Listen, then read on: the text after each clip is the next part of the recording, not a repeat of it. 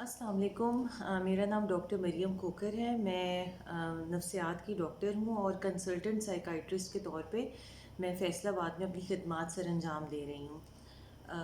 अपनी गुफ्तगू को आगे लेकर जाने से पहले मैं आपसे गुजारिश करूँगी कि नीचे दिए गए जो बेल बटन है उसको प्रेस कीजिए और सब्सक्राइब कीजिए ताकि आगे आने वाली सारी वीडियोस के बारे में आपको नोटिफिकेशन आती रहें और हम इस सिलसिले में आगे चलते रहें।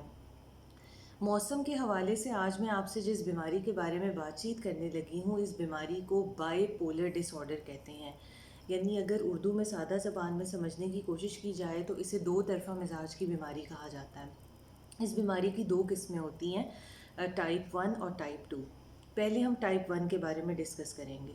टाइप 1 बीमारी के अंदर कम से कम मरीज़ एक दफ़ा उदासी परेशानी की कैफियत से ज़रूर गुज़रा होता है, यानी वो डिप्रेशन के एपिसोड से गुज़रता है। डिप्रेशन के एपिसोड में कम से कम 14 दिन मरीज़ उदासी की कैफियत में रहता है। वो काम जिन्हें वो बहुत खुशी, दिलचस्पी के साथ, मोटिवेशन के साथ कर रहा होता है, वो कामों में से उसकी दिलचस्पी, मोटिवेशन, इंटरेस्ट सब कम या ख़त्म हो जाती है।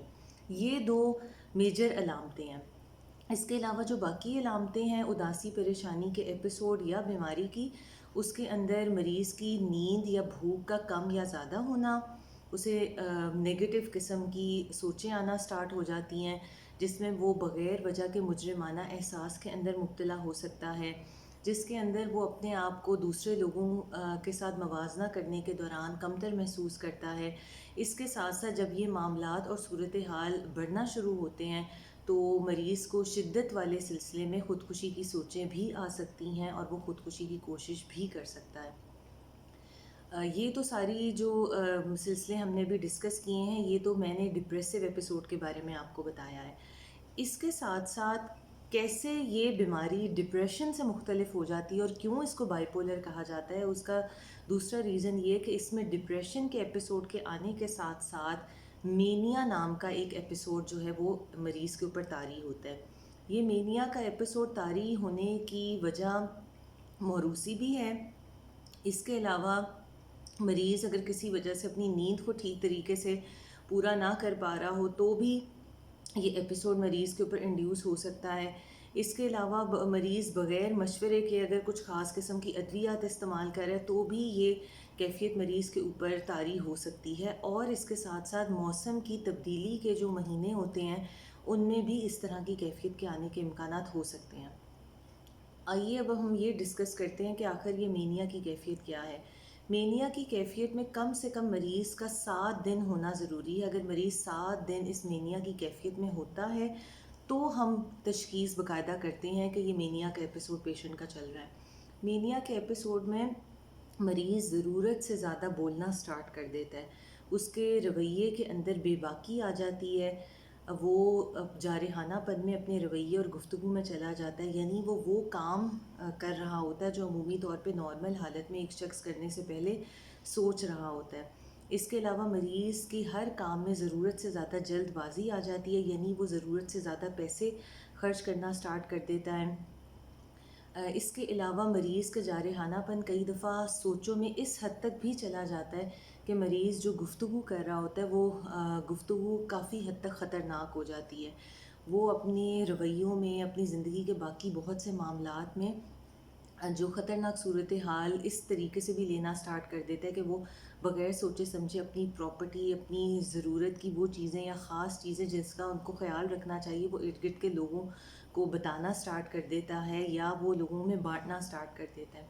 इसके साथ-साथ मरीज़ की सोचों के सिलसिलों में, क्योंकि मरीज़ की खुद एतमादी ज़रूरत से ज़्यादा बड़ी होती है, तो वो कई दफ़ा बहुत बड़े-बड़े दावे करना स्टार्ट कर देता है जो या तो उसकी सलाहियत के साथ मुंसलिक होते हैं या फिर वो जो हैं उसकी आइडेंटिटी के साथ जो हैं वो मुंसलिक होते हैं।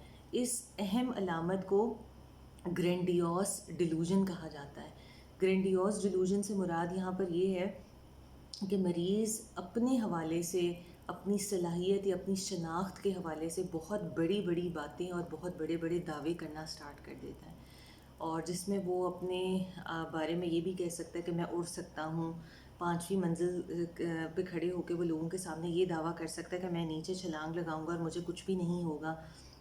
اس کے علاوہ مریض جو ہے اپنے بارے میں یہ کہہ سکتا ہے، وہ اپنے آپ کو بہت سی شخصیتوں کے ساتھ ملا سکتا ہے، جس میں وہ اپنے آپ کو کسی مذہبی شخصیت سے بھی ملا سکتا ہے، وہ یا صلاحیت کے حساب سے وہ اپنے آپ کو کسی اور کے ساتھ ملا سکتا ہے۔ تو یہ صورتحال کئی دفعہ بہت خطرناک تب صورتحال اختیار کرتی ہے کہ جب ہمارے ہاں لوگوں کو آگاہی نہیں ہوتی کہ کوئی شخص بیماری کی حالت میں بھی اس طرح کی گفتگو یا بات چیت کر سکتا ہے۔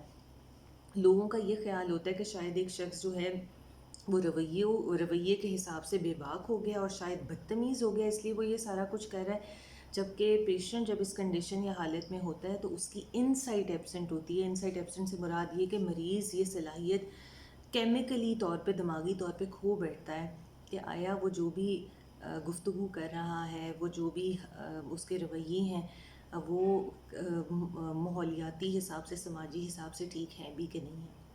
وہ مریض ان ساری صورتحال سے ٹوٹلی بے خبر ہوتا ہے، وہ قطعاً یہ چیزیں جان بوجھ کے نہیں کر رہا ہوتا، اور اسے یہاں پہ ہماری سخت مدد کی ضرورت ہوتی ہے، کیونکہ اس صورتحال میں مریض کی اپنی جان، اس کا مال، اس کی عزت، یہ ساری بھی خطرے میں ہوتی ہے، اور اس کے ارد گرد لوگ جو ہیں وہ بھی پریشانی میں مبتلا ہو سکتے ہیں اگر اس معاملے کو ٹھیک طریقے سے ہینڈل نہ کیا جائے۔ تو جو بائی پولر ٹائپ 1 ہے اس میں پیشنٹ اس طرح کے مینیا کے ملٹیپل ایپیسوڈز کے ساتھ آتا ہے، اور پلس ساتھ اس کے ڈپریشن کے ایپیسوڈز بھی چل رہے ہوتے ہیں۔ بائی پولر کی بیماری جو ہے اسے سلسلہ وار بیماری کہا جاتا ہے۔ سلسلہ وار بیماری سے مراد یہ کہ یہ بیماری لگاتار کئی سالوں تک نہیں چل رہی ہوتی، بلکہ کچھ مہینے کے ایپیسوڈز آتے ہیں، جس میں کچھ مہینے کے ڈپریشن کے ایپیسوڈز ہوتے ہیں، اور کچھ مہینے کے جو ایپیسوڈز ہوتے ہیں وہ مینیا کے آتے ہیں۔ یہ وہ خاص بیماری ہے جس کا علاج تھیریپی کے ذریعے آپ نہیں کر سکتے، کیونکہ یہ دماغ میں کیمیائی تبدیلی کی وجہ سے صورتحال پیدا ہوتی ہے۔ اس کا پیورلی علاج ادویات کے تھرو ہوتا ہے، اور یہ سائیکائٹرسٹ کا ایک پراپر ڈومین ہے جہاں پہ میڈیکیشنز کی ایڈجسٹمنٹ اور اس کے بعد لائف سٹائل کی کچھ اس طرح سے مینجمنٹ کی جاتی ہے، جس میں کچھ ایسی تھیریپی بھی ہیں جن کے بارے میں ہم آگے ڈسکس کریں گے، جن کو اس میں انکلوڈ کیا جاتا ہے، اور پیشنٹ کو اس طرح ایک نارمل زندگی کی طرف لے کر آیا جاتا ہے کہ اس کی کوالٹی آف لائف کو امپروو کیا جا سکے۔ میں آپ سب کی بہت شکر گزار ہوں۔ میں اگین آپ سے یہ ریکویسٹ کروں گی کہ نیچے دیے گئے بیل بٹن کو پریس کیجئے، اور جو ہماری ویڈیوز ہیں، ہمارے چینل ہے، اس کو سبسکرائب کیجئے، تاکہ آگے آنے والی جو نیکسٹ ویڈیوز ہیں ان میں جو معلومات ہم اویئرنیس کے متعلقہ شیئر کریں گے وہ آپ تک نوٹیفائی ہوں اور آپ ان سے استفادہ حاصل کر سکیں۔ نیکسٹ جو ہم ویڈیو اپلوڈ کریں گے اس میں ہم بائی پولر ٹائپ 2 کے بارے میں ڈسکشن کریں گے۔ آپ سب کے تعاون کا بہت بہت شکریہ۔ اللہ حافظ۔